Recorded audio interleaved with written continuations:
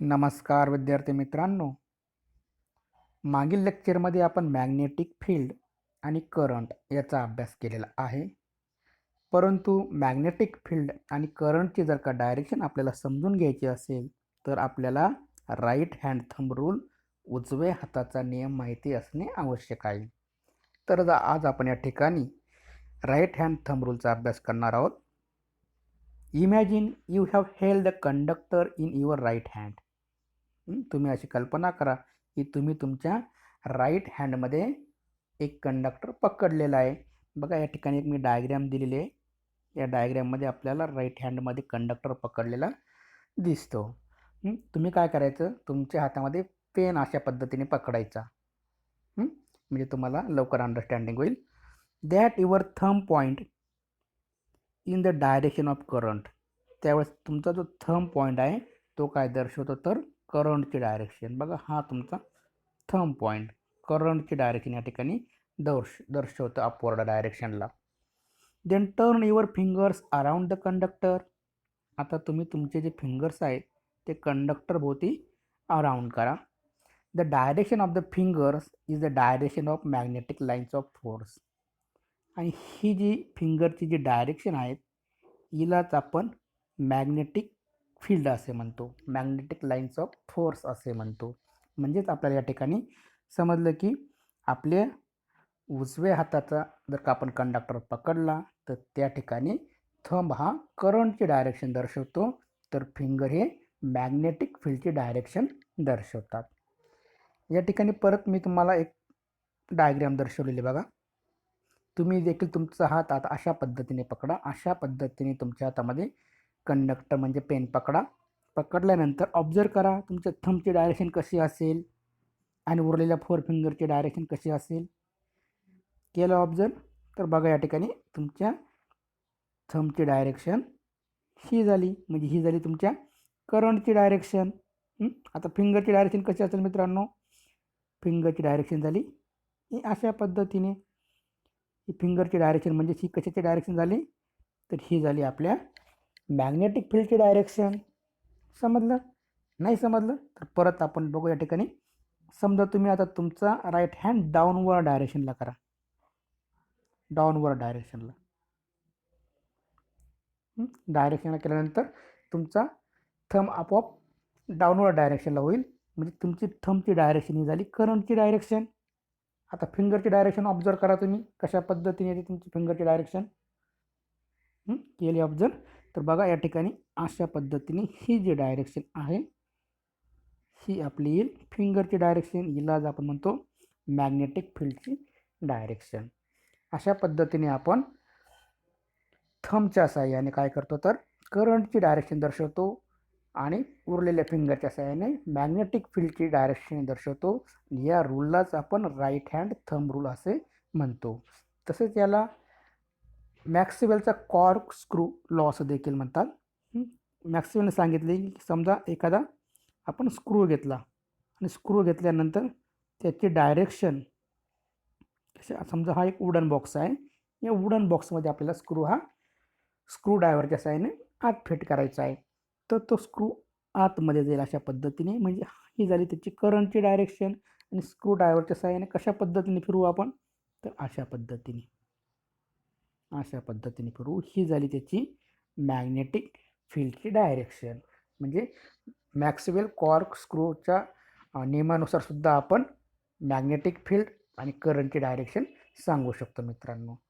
तर बघा, आपल्याला पुढे या ठिकाणी हा जो करंट आहे तो कंडक्टरमधून फ्लो होताना जर का आपल्याला सर्क्युलर लूप त्या ठिकाणी दिलेला असेल, सर्क्युलर लूप दिला असेल कंडक्टरचा, तर कशा पद्धतीने करंटची डायरेक्शन असेल, मॅग्नेटिक फील्डची डायरेक्शन असेल, हे आपल्याला या ठिकाणी अभ्यासायचं आहे. तर बघा मित्रांनो, connect the circuit shown in figure and observe it. या ठिकाणी एक डायग्राम दिलेली आहे, त्या डायग्रामप्रमाणे आपल्याला सर्किट कंप्लीट करायचं आहे. अशी बॅटरी आपण घेऊ. ती बॅटरीला आपण ॲमीटर, रेजिस्टन्स आणि या ठिकाणी वायर दिलेली आहे, ती आपण कनेक्ट करू. या ठिकाणी थिक अशी सर्क्युलर कॉपर वायर्स या ठिकाणी आपल्याला दिलेले आहे. याला आपण कंडक्टिंग सर्क्युलर लूप असलेली वायर असं आपण तिला म्हणतो. ती बघा तिच्या सभोवताली आपल्याला या ठिकाणी दिसून येतं की महत्त्वाचं म्हणजे या ठिकाणी कार्डबोर्ड घेतलेला आहे. हां, कार्डबोर्ड. तर कार्डबोर्ड या कॉपर वायरला अशा 2 ठिकाणी फिट केलेला आहे तो व्यवस्थितरित्या. आणि या ठिकाणी आयर्न पावडर या ठिकाणी अशी स्प्रेड केलेली आहे मित्रांनो. ज्यावेळेस करंट फ्लो व्हायला लागतो त्यावेळेस आपल्याला त्या आयर्न पावडरची जे सर्कल्स तयार होतात ते कशा पद्धतीने तयार होतात ते आपल्याला आता अभ्यासायचे आहेत. तर बघा, as we go away from the wire, आपण जसं त्या वायरपासून दूर जाऊ तसं काय होतं, the connecting circle representing the magnetic lines.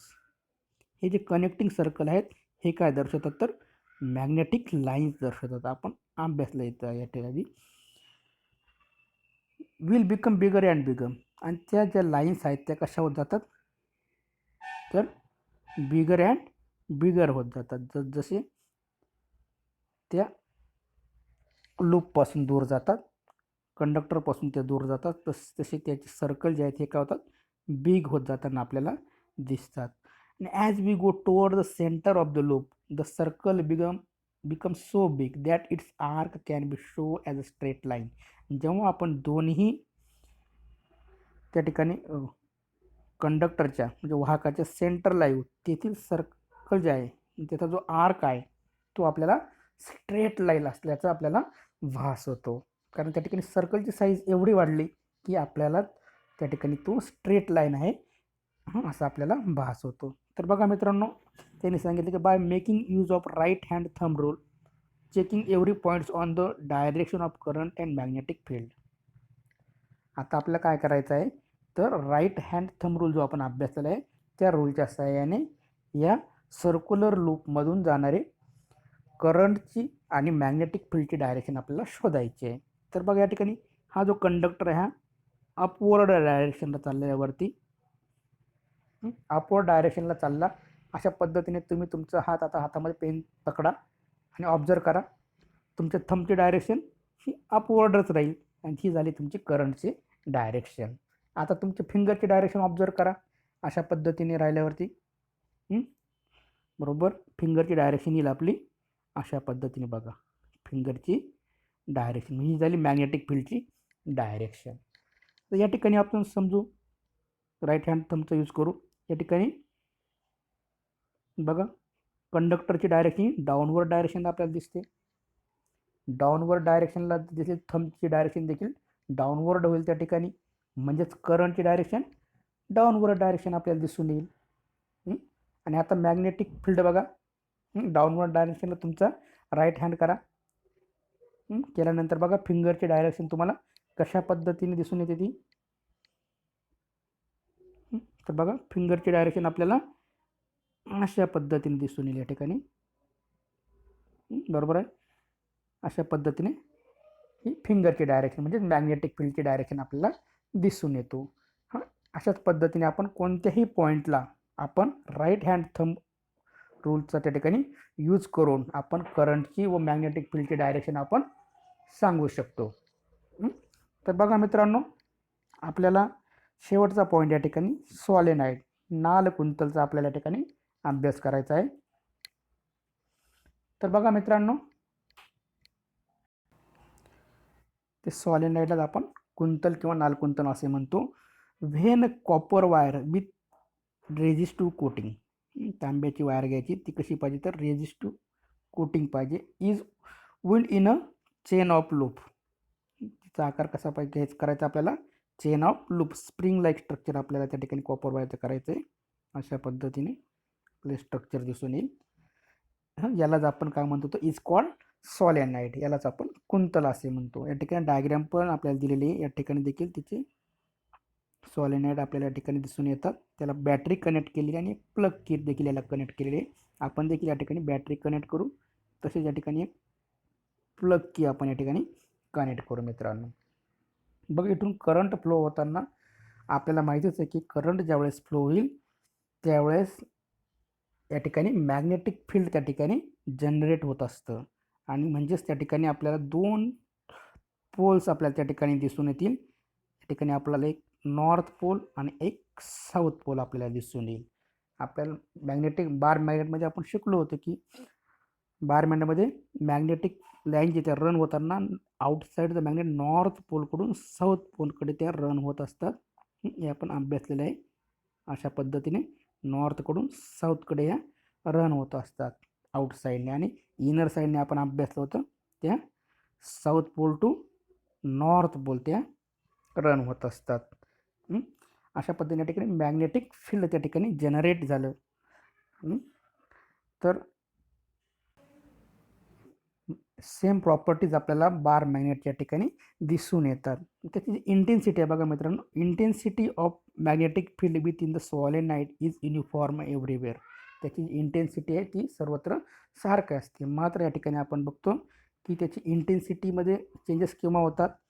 For intensity directly proportional to current and directly proportional to loop of numbers. म्हणजे त्या ठिकाणी करंट जर का इन्क्रीज झालं तर त्या ठिकाणी इंटेन्सिटी इन्क्रीज होते, करंट डिक्रीज झाले तर इंटेन्सिटी डिक्रीज होते. त्याच पद्धतीने मित्रांनो ते कॉपर वायरचे जे लूप्स आहेत ते जर का नंबर ऑफ लूप्स ते इन्क्रीज झाले तरी देखील त्या ठिकाणी इंटेन्सिटी त्या ठिकाणी इन्क्रीज होते.